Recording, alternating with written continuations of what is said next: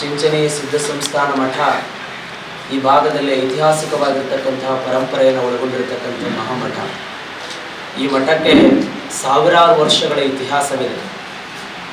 ಇಲ್ಲಿ ಸಿದ್ಧರು ವಾಸ ಮಾಡ್ತಿದ್ರು ಅನ್ನುವಂಥ ಕಾರಣಕ್ಕಾಗಿ ಈ ಮಠವನ್ನು ಸಿದ್ಧ ಸಂಸ್ಥಾನ ಅಂತ ಕರೆಯಲ್ಪಡ್ತು ಅನ್ನುವಂಥದ್ದು ಒಂದು ಕಡೆ ಇತಿಹಾಸ ಹೇಳೋದಾದರೆ, 12ನೇ ಶತಮಾನದಲ್ಲಿ ಅಲ್ಲಮ ಪ್ರಭುಗಳು ಮಲೆನಾಡಿನ ಸಿರಿಯಿಂದ ಕಲ್ಯಾಣದ ಕಡೆಗೆ ಹೋಗಬೇಕಾದ್ರೆ ಈ ಮಾರ್ಗದಲ್ಲಿ ಸಂಚರಿಸಿ ಹೋಗ್ತಾರೆ, ಈ ನೆಲದಲ್ಲಿ ತಪವನ್ನು ಮಾಡಿ ಹೋಗ್ತಾರೆ ಅನ್ನುವಂಥ ಒಂದು ಇತಿಹಾಸವು ಸಹಿತ ಹೇಳ್ತದೆ.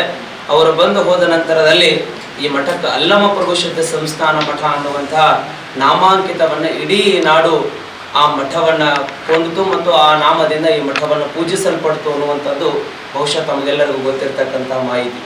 ಈ ಮಠದ ಇತಿಹಾಸದ ಮಹಾಪ್ರಕಾರ ಈ ಮಠದಲ್ಲಿ 10 ಜನ ಪರಮ ಪೂಜನೀಯ ಗುರುಗಳು ಈ ಮಠದ ಗಣಪರಂಪರೆಯ ಪೀಠವನ್ನು ಏರಿ ಈ ಭಾಗದ ಭಕ್ತ ಬಂಧುಗಳನ್ನು ಉದ್ಧರಿಸಿದ್ರು ಅಂತಕ್ಕಂಥದ್ದು ತಮಗೆಲ್ಲರಿಗೂ ಗೊತ್ತಿದೆ. ಹಿಂದಿನ ಪೂಜ್ಯರಾಗಿರ್ತಕ್ಕಂಥ ಕಾಯಕ ಯೋಗಿ ಲಿಂಗೈಕ್ಯ ಸಿದ್ಧಪ್ರಭು ಮಹಾಸ್ವಾಮೀಜಿಯವರು ಈ ಭಾಗದಲ್ಲಿ ಋಷಿಯ ಕಾಯಕ ಯೋಗಿಗಳಾಗಿ ಈ ಮಠವನ್ನು ಬಾಣೆತ್ತರಕ್ಕೆ ಕೊಂಡೊಯ್ದರು. ಅದೇ ತರನಾಗಿ ಪೂಜ್ಯನೀಯ ಲಿಂಗೈಕ್ಯ ಗುರುಗಳಾಗಿರ್ತಕ್ಕಂತಹ ನಿರಂಜನ ಪ್ರಣವ ಸ್ವರೂಪಿ ಅಲ್ಲಮ ಪ್ರಭು ಮಹಾಸ್ವಾಮೀಜಿಯವರು ಗಡಿ ಭಾಗದಲ್ಲಿ ಕನ್ನಡದ ಗುಡಿಯನ್ನ ಕಟ್ಟಿ ಈ ಭಾಗದಲ್ಲಿ ಕನ್ನಡದ ರಥವನ್ನು ಇಳಿತಕ್ಕಂಥ ಅಪರೂಪದ ಕೈಂಕರ್ಯದ ಸೇವೆಯನ್ನ ಈ ಮಠದ ಮುಖೇನವಾಗಿ ಧರ್ಮದ ಜಾಗೃತಿಯನ್ನು ಮಾಡಿರ್ತಕ್ಕಂಥದ್ದು ತಮಗೆಲ್ಲರಿಗೂ ಗೊತ್ತಿರತಕ್ಕಂಥ ಮಾಹಿತಿ. ಅದರ ಪ್ರಕಾರ ಶ್ರೀಮಠದಲ್ಲಿ 3 ವರ್ಷಕ್ಕೊಮ್ಮೆ ಜಾತ್ರೆ ನಡೀತದೆ. ವಿಶೇಷವಾಗಿ ಈ ಮಠದಲ್ಲಿ ಜಾತಿ ಮತ ಪಂಥಗಳನ್ನು ಮೀರಿ ಈ ಮಠದ ಜಾತ್ರೆ ನಡೀತದೆ. ಈ ಮಠದಲ್ಲಿ ನಾವು ಬಹುತರ ಅನೇಕ ಮಠಗಳನ್ನು ನೋಡ್ತೇವೆ. ಅನೇಕ ಮಠಗಳಲ್ಲಿ ವರ್ಷಕ್ಕೊಮ್ಮೆ ಜಾತ್ರೆ ನಡೆದರೆ ಚಿಂಚನೆಯ ಮಠದಲ್ಲಿ ವಿಶೇಷವಾಗಿ 3 ವರ್ಷಕ್ಕೊಮ್ಮೆ ಜಾತ್ರೆ ನಡೀತದೆ. ಆ ಕಾರಣಕ್ಕಾಗಿ 2021ರಲ್ಲಿ ಪೂಜನೀಯ ಗುರುಗಳವರ ಷಷ್ಠಿ ಪೂರ್ತಿ ಸಮಾರಂಭವನ್ನು ಮಾಡಿದ ಬಳಿಕ ಮುಂದೆ 2023ಕ್ಕೆ ಜಾತ್ರೆ ಆಗ್ಬೇಕಾಗಿತ್ತು. ಪೂಜನೀಯ ಗುರುಗಳು ಲಿಂಗೈಕ್ಯರಾದ ಕಾರಣ ಮಠಕ್ಕೆ ಮರಿ ಬರುವುದು ತಡ ಆದ ಕಾರಣ ಮತ್ತೆ ಜಾತ್ರೆ 2 ವರ್ಷ ಮಠದಲ್ಲಿ ಪೀಠದಲ್ಲಿ ಸ್ವಾಮಿಗಳು ಇರೋ ತನಕ ಜಾತ್ರೆಯನ್ನು ಮಾಡೋದಕ್ಕೆ ಬರೋದಿಲ್ಲ ಅನ್ನುವಂಥ ತತ್ವ ಸಿದ್ಧಾಂತದ ಅಡಿಯಲ್ಲಿ ಇರ್ತಕ್ಕಂಥ ಜಾತ್ರೆಯನ್ನ ಮಠಕ್ಕೆ ಸ್ವಾಮೀಜಿಯವರು ಬಂದ ನಂತರದಲ್ಲಿ ಜಾತ್ರೆಯನ್ನ ಮಾಡೋಣ ಅಂತ ಸಮಸ್ತ ಇಡೀ ದೈವ ಮಾತನಾಡಿಕೊಂಡು ಮಠಕ್ಕೆ ನಾವು ಬಂದ ಬಳಿಕ ಈ ವರ್ಷದ ಜಾತ್ರೆಯನ್ನ ಮಾಡಬೇಕು ಅನ್ನುವಂತಹ ವಿಚಾರವನ್ನು ಇಟ್ಟುಕೊಂಡು ಇಡೀ ಭಕ್ತ ಸಮೂಹ ನಿರ್ಧಾರವನ್ನ ಮಾಡಿ ಈ ವರ್ಷ 3 ವರ್ಷಕ್ಕೊಮ್ಮೆ ನಡೀತಕ್ಕಂತಹ ಜಾತ್ರೆಯನ್ನ ಈ ವರ್ಷ ಇಡೀ ಭಕ್ತ ಬಂಧುಗಳು ಅತ್ಯಂತ ವೈಭವಪೂರಿತವಾಗಿ ಆಚರಣೆಯನ್ನ ಮಾಡಬೇಕು ಅನ್ನುವಂತಹ ಸಂಕಲ್ಪವನ್ನು ಮಾಡಿದ್ದಾರೆ. ಆ ಜಾತ್ರೆಯಲ್ಲಿ ಐತಿಹಾಸಿಕವಾಗಿರ್ತಕ್ಕಂತಹ ಗಣಪರಂಪರೆಯನ್ನು ಹೊಂದಿರತಕ್ಕಂತಹ ಮಹಾಮಠ, ಸುಮಾರು ಸಾವಿರಾರು ವರ್ಷಗಳ ಇತಿಹಾಸವನ್ನು ಹೊಂದಿರತಕ್ಕಂತಹ ಶ್ರೀಮಠದ ಜಾತ್ರೆ ಈ ಭಾಗದಲ್ಲಿ ಬಹಳ ವೈಶಿಷ್ಟ್ಯಪೂರ್ಣವಾಗಿ ನಡೆದುಕೊಂಡು ಬಂದಿರತಕ್ಕಂತಹ ಪರಂಪರೆಯ ಕ್ಷಣಗಳು. ಶ್ರೀಮಠದ ಜಾತ್ರೆ 3 ವರ್ಷಕ್ಕೊಮ್ಮೆ ಬಹಳ ವಿಶೇಷವಾಗಿ ವಿಭಿನ್ನವಾಗಿ ಶ್ರೀಮಠದಲ್ಲಿ ಜಾತ್ರೆ ನಡೀತದೆ. ತಮಗೆಲ್ಲರಿಗೂ ತಿಳಿಸಿರುವ ಹಾಗೆ ಕನ್ನಡ ನಾಡಿನಲ್ಲಿ 5,000 ಮಠಗಳ ಸಂಖ್ಯೆಗಳನ್ನು ನಾವೆಲ್ಲರೂ ಇತಿಹಾಸದಲ್ಲಿ ಕಾಣ್ತೇವೆ. ಆದರೆ 5,000 ಮಠಗಳ ಇತಿಹಾಸಗಳಲ್ಲಿ ನಾವು 2 ಮಠಗಳಲ್ಲಿ ಚಾಂದನೆಯನ್ನು ಏರಿಸುವಂತಹ ಪರಂಪರೆಯನ್ನು ನೋಡ್ತೇವೆ. ಒಂದು ಹುಕ್ಕೇರಿ ತಾಲೂಕಿನ ನೆಡಸೋಶಿಯ ಸಿದ್ಧ ಸಂಸ್ಥಾನ ಮಠ, ಮತ್ತೊಂದು ಚಿಕ್ಕೋಡಿ ತಾಲೂಕಿನ ಚಿಂಚನೆಯ ಸಿದ್ಧ ಸಂಸ್ಥಾನ ಮಠ. ಇವೆರಡೇ ಮಠಗಳಲ್ಲಿ ಬಹಳ ವಿಶೇಷವಾಗಿರ್ತಕ್ಕಂತಹ ಚಾಂದನೆಯನ್ನು ಏರಿಸ್ತಕ್ಕಂತಹ ಪರಂಪರೆಯ ಕ್ಷಣಗಳನ್ನ ನಾವೆಲ್ಲರೂ ನೋಡ್ತೇವೆ. ಶ್ರೀಮಠದಲ್ಲಿ ಬಹಳ ವಿಶೇಷವಾಗಿ ಎಲ್ಲಾ ಮಠದಲ್ಲಿ ನಾವು ನೇರವಾಗಿ ಆ ಹೊಲೆಯನ್ನು ಹೊತ್ತಿಸಿ ದಾಸೋಹಕ್ಕೆ ಪೂಜ್ಯರು ಬಂದು ಹಸ್ತವನ್ನಿಟ್ಟು ಚಾಲನೆಯನ್ನು ಮಾಡ್ತಾರೆ.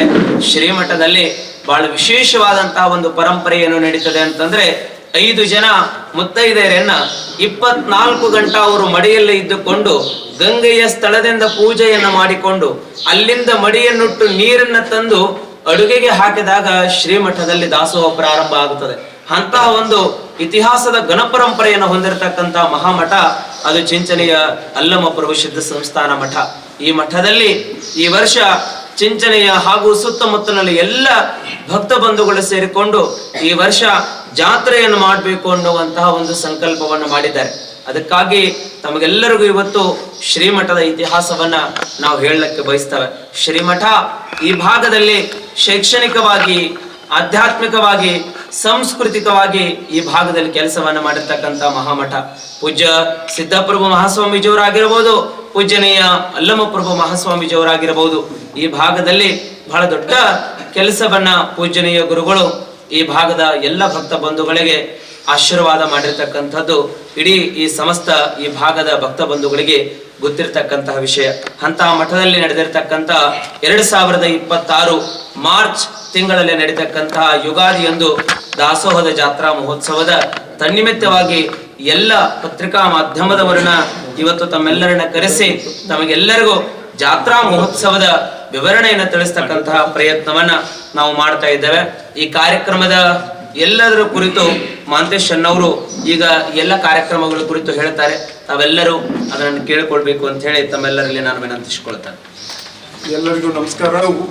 ನಿರ್ಮಿತವಾಗಿರ್ತಕ್ಕಂಥ ಚಿಂಚನೀಯ ಈ ಮಠ ಒಂದು ಐತಿಹಾಸಿಕ ಪರಂಪರೆಯನ್ನ ಉಳಿರ್ತಕ್ಕಂಥ ಒಂದು ಮಠ. ಇಲ್ಲಿ ಸಿದ್ಧ ಸಂಸ್ಥಾನ ಮಠ ಅನ್ನತಕ್ಕಂಥದ್ದೇ ಒಂದು ಇತಿಹಾಸ. ಸಿದ್ಧಿ ಪುರುಷರಿಂದ 800 ವರ್ಷಗಳಕ್ಕಿಂತ ಹೆಚ್ಚು ಇತಿಹಾಸ ಇರ್ತಕ್ಕಂಥ ಮಠ ಈ ಚಿಂಚನೀಯ ಸಿದ್ಧ ಸಂಸ್ಥಾನ ಮಠ. ಇಲ್ಲಿ ಪೂಜ್ಯ ಹಿಂದಿನ ಅಲ್ಲಮ ಪ್ರಭು ಮಹಾಸ್ವಾಮಿಗಳು ನಿಧನರಾದ ನಂತರ, ಲಿಂಗೈಕ್ಯರಾದ ನಂತರ ಈ ಎಲ್ಲರ ಭಕ್ತರ ಒತ್ತಾಸೆಯ ಮೇರೆಗೆ, ಈ ಭಾಗದ ಎಲ್ಲ ನಾಯಕರ ಒಂದು ಅಪೇಕ್ಷೆ ಮೇರೆಗೆ ಶಿವಪ್ರಸಾದ ದೇವರನ್ನ ಇಲ್ಲಿ ಮುಂದಿನ ಉತ್ತರಾಧಿಕಾರಿಗಳನ್ನಾಗಿ ಮಾಡಬೇಕು ಅಂತಕ್ಕಂಥ ಹಿನ್ನೆಲೆಯಲ್ಲಿ ಭಕ್ತರ ಒಂದು ಅಪೇಕ್ಷೆ ಮೇರೆಗೆ ಅವರು ಶ್ರೀಮಠಕ್ಕೆ ಬಂದಿದ್ದಾರೆ. ಅವರ ನೇತೃತ್ವದಲ್ಲಿ ಇವತ್ತು ಬರ್ತಕ್ಕಂಥ ದಾಸೋಹ ಕಾರ್ಯಕ್ರಮ ಅತ್ಯಂತ ಯಶಸ್ವಿಯಾಗಿ ನೆರವೇರಿಸಬೇಕಂತಕ್ಕಂಥ ಇಂದಿನ ಮಾಧ್ಯಮಗೋಷ್ಠಿಯಲ್ಲಿ ನನ್ನ ಜೊತೆಗೆ ವೇದಿಕೆ ಹಂಚಿಕೊಂಡಿರ್ತಕ್ಕಂಥ ಶಾಸಕರಾಗಿರ್ತಕ್ಕಂಥ ಗಣೇಶ್ ಹುಕ್ಕೇರಿ ಅವರೇ, ಬಸವರಾಜ್ ಪಾಟೀಲ್ ಅವರೇ, ಅಖಿಲ ಭಾರತ ವೀರಶೈವ ಮಹಾಸಭೆ ಅಧ್ಯಕ್ಷರಾಗಿರ್ತಕ್ಕಂಥ ಮಹೇಶ್ ಬಾತೆ ಅವರೇ, ಪ್ರೊಫೆಸರ್. ಆದಿಭಾಗದಲ್ಲಿ ತುಳಿತಕ್ಕೆ ಒಳಗಾದಂಥ ಸಮಾಜವನ್ನ ಮೇಲೆತ್ತಬೇಕಂತಕ್ಕಂಥ ಹಿನ್ನೆಲೆಯಲ್ಲಿ ಬಸವಣ್ಣನವರು ಕಾಯಕ ಮತ್ತು ದಾಸೋಹದ ಪರಂಪರೆಯಲ್ಲಿ ಅನುಭವ ಮಂಟಪವನ್ನು ಸ್ಥಾಪಿಸಿದರು. ಅನುಭವ ಮಂಟಪದ ಮೂಲಕ ಕರ್ನಾಟಕ ರಾಜ್ಯದಾದ್ಯಂತ ಮಠಮಾನ್ಯಗಳ ಸ್ಥಾಪನೆಯಾಯಿತು.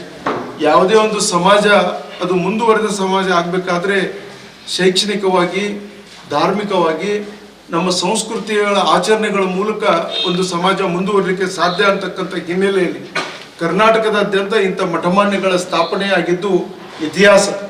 ಇವತ್ತು ಚಿಕ್ಕೋಡಿ ಇರತಕ್ಕಂಥ ಸಿದ್ಧ ಸಂಸ್ಥಾನ ಮಠಕ್ಕೂ ಅಂತ ಒಂದು ಪರಂಪರೆ. ಹಿಂದಿನ ಸಿದ್ಧಪ್ರಭು ಮಹಾಸ್ವಾಮಿಗಳು ತಮ್ಮ ಕಾಯಕ ಹಸ್ತದಿಂದ ಶ್ರೀಮಠವನ್ನು ಬೆಳಗಿದವರು. ಸ್ವತಃ ಕೃಷಿಯನ್ನ ಮಾಡ್ತಕ್ಕಂಥ ಸಿದ್ಧಪ್ರಭು ಮಹಾಸ್ವಾಮಿಗಳು ನಾವ್ಯಾರೂ ಮರಿಲಿಕ್ಕೆ ಸಾಧ್ಯ ಇಲ್ಲ. ಶ್ರೀಮಠದ ಸಂಪೂರ್ಣ ಇವತ್ತೇನು ನಾವು ಈ ಕಟ್ಟಡವನ್ನು ಕಾಣ್ತೀವಿ, ಇಲ್ಲಿರ್ತಕ್ಕಂಥ ಕೃಷಿ ಇರ್ಬೋದು ಮತ್ತು ಇಡೀ ಚಿಕ್ಕೋಡಿ ತಾಲೂಕಿನಾದ್ಯಂತ ಪ್ರಚಾರ ಮಾಡೋದ್ರ ಮೂಲಕ ಮಠದ ಬೇರು ಮಠವನ್ನು ಗಟ್ಟಿಗೊಳಿಸ್ತಕ್ಕಂಥ ಕೆಲಸವನ್ನು ಸಿದ್ಧಪ್ರಭು ಮಹಾಸ್ವಾಮಿಗಳು 60-70 ದಶಕದಲ್ಲಿ ಮಾಡಿದ್ದು ಇತಿಹಾಸ. ಅದಾದ ನಂತರ ಬಂದಂತ ಅಲ್ಲಮ ಪ್ರಭು ಮಹಾಸ್ವಾಮಿಗಳು ಕನ್ನಡದ ತೇರನ್ನು ಎಳೆಯತಕ್ಕಂಥ ಕೆಲಸವನ್ನ ಕರ್ನಾಟಕದಾದ್ಯಂತ ಮಾಡಿದ್ದು ಒಂದು ಇತಿಹಾಸ. ಇಲ್ಲಿ ಕರ್ನಾಟಕ ರಾಜ್ಯದ ಇತಿಹಾಸದಲ್ಲಿರ್ತಕ್ಕಂಥ ಅನೇಕ ವಿದ್ವಾಂಸರನ್ನ ಮಠಕ್ಕೆ ಕರೆತರುವುದರ ಮೂಲಕ ಕನ್ನಡದ ಕಹಳೆಯನ್ನು ಊರ್ತಕ್ಕಂಥ ಕೆಲಸವನ್ನ ಅಲ್ಲಮ ಪ್ರಭು ಮಹಾಸ್ವಾಮಿಗಳು ಮಾಡಿದರು. ತಮ್ಮ ಕನ್ನಡ ಸಾಹಿತ್ಯ ಲೋಕಕ್ಕೆ ಅನೇಕರನ್ನ ಪರಿಚಯಿಸ್ತಕ್ಕಂಥ ಕೆಲಸವನ್ನ ಮಾಡಿದರು.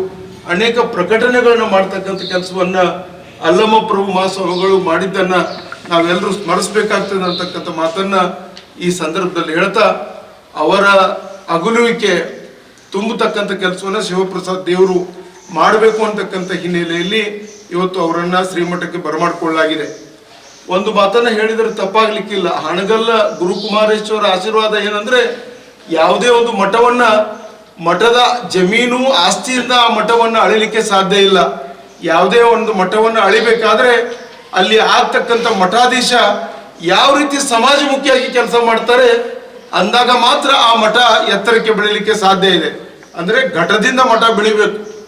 ಒಬ್ಬ ಮಠಾಧೀಶರಾಗ್ತಕ್ಕಂಥವ್ರು ಬಡವ ಬಲ್ಲಿದರೆನ್ನದೆ ಸಾಮಾನ್ಯ ಜನರ ಮನೆ ಬಾಗಿಲಿಗೆ ತಾನು ಹೋಗೋದ್ರ ಮೂಲಕ ಸಮಾಜದಲ್ಲಿರ್ತಕ್ಕಂಥ ಮೇಲು ಕೀಳುಗಳನ್ನ ಹೋಗಲಾಡಿಸಿ ಸಮಾಜವನ್ನು ಒಗ್ಗೂಡಿಸ್ತಕ್ಕಂಥ ಕೆಲಸವನ್ನು ಮಾಡಿದವನೇ ನಿಜವಾದ ಶ್ರೀಗಳು ಅಂತಕ್ಕಂಥ ಮಾತನ್ನ ಈ ಸಂದರ್ಭದಲ್ಲಿ ಹೇಳಿ, ಈ ಚಿಂಚನೆಯ ಸಿದ್ಧಪ್ರಭು ಈ ಒಂದು ಅಲ್ಲಮ ಪ್ರಭು ಸ್ವಾಮಿಗಳು ಆದಂಥ ಪರಂಪರೆಯ ಶ್ರೀಮಠಕ್ಕೆ ತನ್ನದೇ ಆಗಿರ್ತಕ್ಕಂಥ ಇತಿಹಾಸ. ಇಲ್ಲಿರ್ತಕ್ಕಂಥ ಎಲ್ಲಾ ಸಮಾಜದ ಎಲ್ಲ ವರ್ಗದ ಜನ ಈ ಮಠಕ್ಕೆ ನಡೆದುಕೊಳ್ತಾರೆ.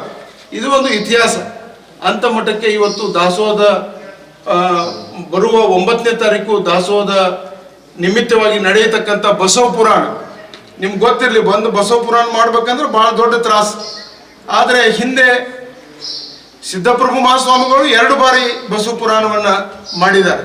ಅದಾದ ನಂತರ ಅಲ್ಲಮಪ್ರಭು ಮಹಾಸ್ವಾಮಿಗಳು ಸಹಿತ ಒಮ್ಮೆ ಬಸವ ಪುರಾಣವನ್ನ ಮಾಡಿದ್ದಾರೆ. ಇದೀಗ ಮತ್ತೊಮ್ಮೆ ಶಿವಪ್ರಸಾದ್ ದೇವರು ಬಂದ ನಂತರ ಇಲ್ಲಿ ಇವತ್ತು ಮತ್ತೊಮ್ಮೆ ಬಸವ ಪುರಾಣಕ್ಕೆ ಚಾಲನೆಯನ್ನು ಕೊಡಲಾಗ್ತಾ ಇದೆ. ಬರ್ತಕ್ಕಂಥ 9 ಮಾರ್ಚ್ದಿಂದ 23 ಮಾರ್ಚ್ವರೆಗೆ ಈ ದಾಸೋಹ ಮತ್ತು ಜಾತ್ರಾ ಕಾರ್ಯಕ್ರಮ ಅತ್ಯಂತ ಯಶಸ್ವಿಯಾಗಿ ಜರುಗಲಿದೆ. ಇಲ್ಲಿ ಶಾಸಕರಾಗಿರ್ತಕ್ಕಂಥ ಗಣೇಶ್ ಹುಕ್ಕೇರಿ ಅವರು, ಅವ್ರ ತಂದೆಯವರಾಗಿರ್ತಕ್ಕಂಥ ಪ್ರಕಾಶ್ ಹುಕ್ಕೇರಿ ಅವರು, ನಾಯಕರಾಗಿರ್ತಕ್ಕಂಥ ಪ್ರಭಾಕರ್ ಕೋರೆ ಅವರು ನಾವೆಲ್ಲರೂ ಕೂಡಿಕೊಂಡು ಈ ಶ್ರೀಮಠದ ಬೆಳವಣಿಗೆ ಮತ್ತು ಶ್ರೀಮಠದ ಮೂಲಕ ಸಾಮಾಜಿಕ ಮತ್ತು ಧಾರ್ಮಿಕ ಕ್ರಾಂತಿಗಾಗಿ ನಾವು ಸಹಿತ ಕೈ ಜೋಡಿಸ್ತಕ್ಕಂಥ ಕೆಲಸವನ್ನು ನಾವು ಮಾಡಲಿದ್ದೀವಿ.